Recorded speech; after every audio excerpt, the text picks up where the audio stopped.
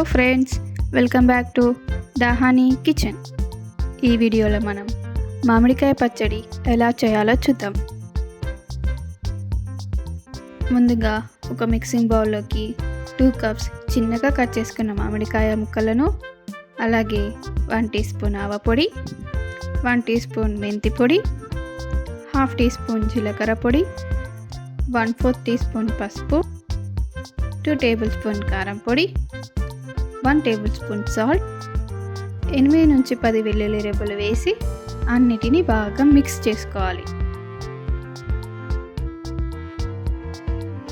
ఇప్పుడు పోపు కోసం స్టవ్ మీద చిన్న కడాయి పెట్టుకొని, కడాయి వేడయ్యాక 1/2 కప్ పల్లి నూనె వేసుకొని వేడి చేసుకోవాలి. ఆయిల్ వేడయ్యాక 1 టీ స్పూన్ ఆవాలు, 1 టీ స్పూన్ జీలకర్ర, 3 ఎండుమిర్చి ముక్కలు వేసి ఫ్రై చేసుకోవాలి.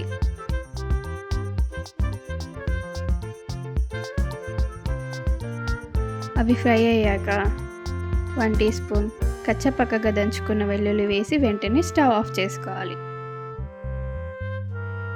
ఒక రెమ్మ కరివేపాకు కూడా వేసుకోవాలి. ఆయిల్ వేడికి వెల్లుల్లి కరివేపాకు ఫ్రై అయిపోతాయి.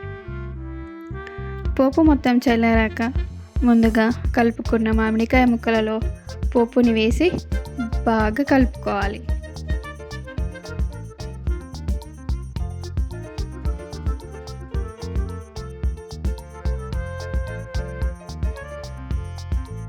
ఇప్పుడు ఈ మామిడికాయ పచ్చడిని ఏదైనా జాడీలో వేసుకొని 2 రోజుల తర్వాత ఒకసారి మిక్స్ చేసుకొని, ఉప్పు ఏమైనా తక్కువ ఉంటే ఉప్పు కలుపుకొని సర్వ్ చేసుకోవడమే. అంతే అండి, మామిడికాయ పచ్చడి రెడీ. వేడి వేడి అన్నంలో నెయ్యి పచ్చడి వేసుకొని తింటే ఓహో, ఆ టేస్టే వేరండి. తప్పకుండా మీరు ట్రై చేయండి. Please subscribe the honey kitchen.